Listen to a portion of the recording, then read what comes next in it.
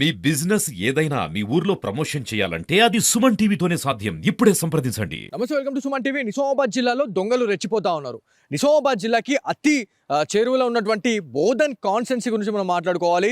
అదే కాన్స్టెన్సీలో మనకి ఎడ్పల్లి అనేది ఒక మండలం ఉంది. సో ఎడ్పల్లిలోని వడ్డపల్లిలో ఏదైతే ఒక సేవాలాల్ మహారాజ్కి సంబంధించిన ఆలయంలో గుర్తు తెలియని దుండగులు అక్కడ తుల్జా భవాని అమ్మవారి మెడలో నుంచి 3 తులాల పుస్తల గొలుసు, దాంతోపాటు బొట్టు బిళ్ళలు, అమ్మవారికి సంబంధించిన తల్వార్, సో ఈ వెండి వస్తువులు ఏవైతే ఉన్నాయో దాదాపు 2 తులాల వెండి వస్తువులు అనేది వాళ్ళు దొంగలించుకొని పోయారు. సో ఇదంతా కూడా పక్కన పెడితే మాత్రం నిజామాబాద్ జిల్లాలో, దాంతోపాటు ఉమ్మడి నిజామాబాద్ జిల్లా గురించి మనం మాట్లాడుకోవాల్సిందే.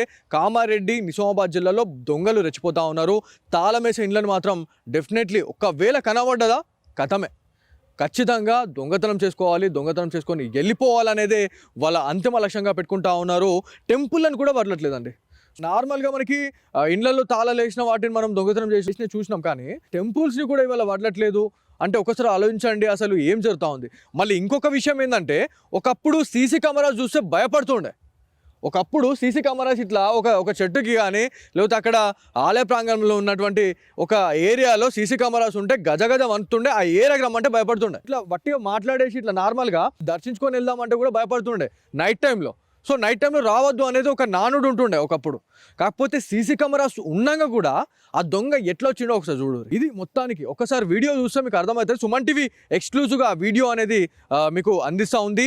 ఒకవేళ మీకు అట్లాంటి కదలిక కావచ్చు, అట్లాంటి వ్యక్తిని మీరేమైనా సస్పెక్ట్గా మీరు ఒకవేళ అనుకున్నా కూడా మీరు డెఫినెట్లీ బోధన్కి సంబంధించిన ఏసీపీ గారి నంబర్ కావచ్చు, దాంతోపాటు మనకి డయల్ 100 ఉంది. సో డయల్ 100కి కాల్ చేయండి.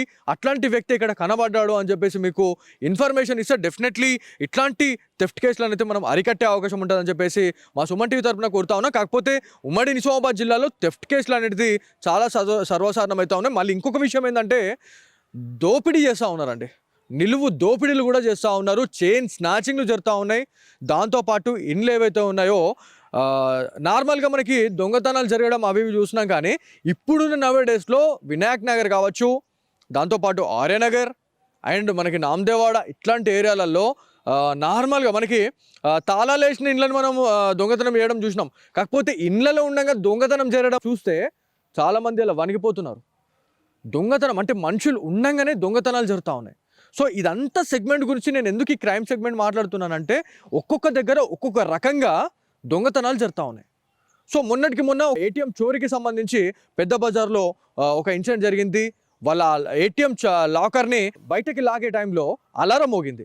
అలారం మోగిన తర్వాత అక్కడున్న ఎవరైతే దుండగులు ఎవరైతే ఉన్నారో దాన్ని వదిలేసి పరారైపోయారు. సో ఇట్లాంటి ఇన్సిడెంట్లు ఏదైతే మనకి వడ్డపల్లిలో చాలా పవిత్రంగా భావించేటువంటి, చాలా పవిత్రంగా ఎవరైతే మనకి బంజారా సోదరులు చాలా పవిత్రంగా వాళ్ళు పూజిస్తూ ఉంటారు. సేవాలాల్ మహారాజ్ కావచ్చు, దాంతోపాటు తుల్జా భవాని అమ్మవారిని చాలా విశిష్టతగా వాళ్ళు కొలుస్తూ ఉంటారు. కాకపోతే అట్లాంటి ఇన్సిడెంట్ జరగడం అనేది చాలా బాధాకరం అని చెప్పేసి మనకి వడ్డపల్లికి సంబంధించిన గ్రామస్తులు అయితే చెప్తా ఉన్నారు. ఓవరాల్గా ఉమ్మడి నిజామాబాద్ జిల్లాలో దొంగతనాలు చాలా పెరిగిపోయినాయి.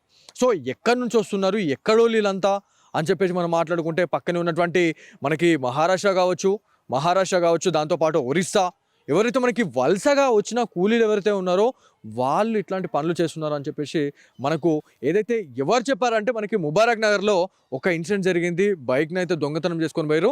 అక్కడ ఏం జరిగింది, ఎవరు దొంగతనం చేసి ఉంటారు అని చెప్పేసి మనం అడిగితే, ఒరిస్సా కావచ్చు, దాంతోపాటు మహారాష్ట్రకి సంబంధించిన కొంతమంది లేబర్లు ఇక్కడ తిష్టేసి ఉన్నారు.